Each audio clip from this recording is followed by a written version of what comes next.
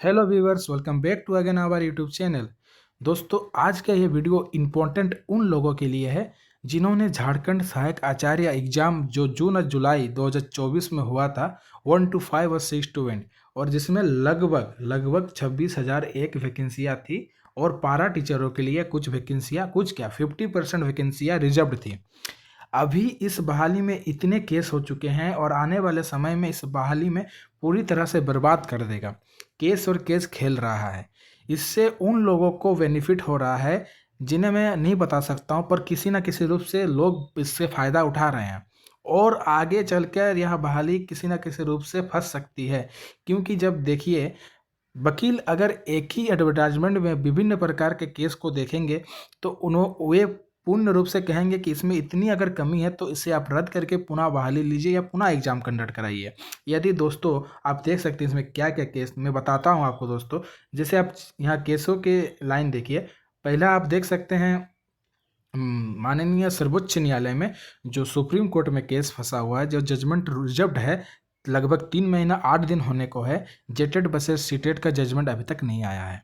इसमें जेटेड वाले सोच रहे हैं कि जो होना है होने दो, केस पारा नॉन पारा हमें नहीं देखना, बस अगर हम जीत जाते हैं तो यह बहाली हम लोग ले लेंगे। बट ऐसा होने को नहीं रहा है। आप देख सकते हैं यहाँ केस पहला है जेटेड वर्सेस सीटेड, जिसका जजमेंट अभी आया नहीं है।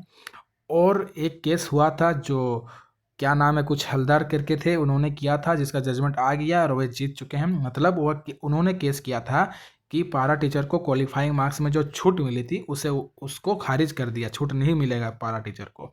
इसी के कारण पारा टीचर भाई जो इतने दिन से सेवा दे रहे हैं वे गुस्से में आ गए हैं। अब वे इसके आगे और कदम उठाना चाहते हैं कि इस पर वो कहीं आगे बढ़ना चाहते हैं, जो कि इस बहाली को फंसाएगी।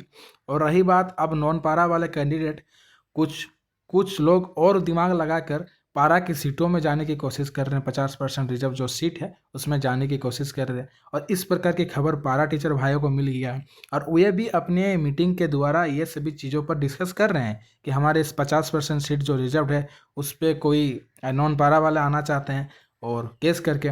तो इससे पारा वाले भाई पूरा गुस्से में है। साथ ही साथ वे इतने दिन सेवा दिए हैं, उन्हें जो हक मिलना चाहिए वो नहीं मिल रहा है, इसलिए वो बहुत गुस्से में है। अब पारा टीचर भाई जो हमारे बड़े भाई हैं, वो अगर कुछ किसी प्रकार का कदम उठा दे तो ये बहाली पूरी तरह से फंसेगी, रिजल्ट में लेट होगा। और एक केस है जो बीएड वर्सेस डीएलएड का है, क्योंकि इस बहाली में लगभग 3033 बीएड वाले 1 to 5 में झारखंड हाईकोर्ट मतलब उच्च न्यायालय के द्वारा आदेश के अनुरूप एग्जाम दे चुके हैं। चूँकि सुप्रीम कोर्ट में आदेश के अनुसार 1 to 5 में बीएड वाले एलिजिबल नहीं है, फिर भी वे 1 to 5 में एग्जाम दे चुके हैं और इसके विरोध में डीएलएड वाले भी केस कर चुके हैं झारखंड हाई कोर्ट में। अब देखने को है कि यह बहाली आगे जाके क्या होता है। चूँकि सबसे बड़ी बात है कि इस बहाली में जेटेड वर्सेस सीटेड का जो जजमेंट आना है उसी के चलते इस पर रिजल्ट पर स्टे लगा हुआ है। आगे की जो प्रक्रिया है जेएसएससी के द्वारा इसी के कारण नहीं हो पा रही है। लेकिन मैं उन भाइयों से कहना चाहता हूँ कि केस करके अगर आपको कुछ भी किसी भी प्रकार की फ़ायदा हो रहा है या बेनिफिट हो रहा है तो इस बहाली को केस पे केस करके बहाली को रद्द ना कीजिए। अगर इसी प्रकार का अगर बहाली आप देख सकते हैं कि पीजीटी यूजीटी में किस क्या हाल हुआ, अगर बहाली रद्द हो जाएगा ना तो 60-40 नीति के आने के बाद एसटी एससी भाई को तो कुछ फर्क पड़ेगा ना पड़े, लेकिन जनरल का जो सीट है, जो जनरल कैटेगरी से जो झारखंड के निवासी है, उनका सीट पूरी तरह से अन्य राज्यों के द्वारा लूट लिया जाएगा। मतलब कंपटीशन बढ़ जाएगा। और जेटेड वाले भाई यह सोच रहे हैं कि कंपटीशन कम होगा, इस प्रकार का अब रहा नहीं। अगर ऐसा ही हुआ रहा तो इस बहाली में बहुत ही पेंच आ चुकी है और आगे जाके क्या होगा कोई नहीं बता सकता है।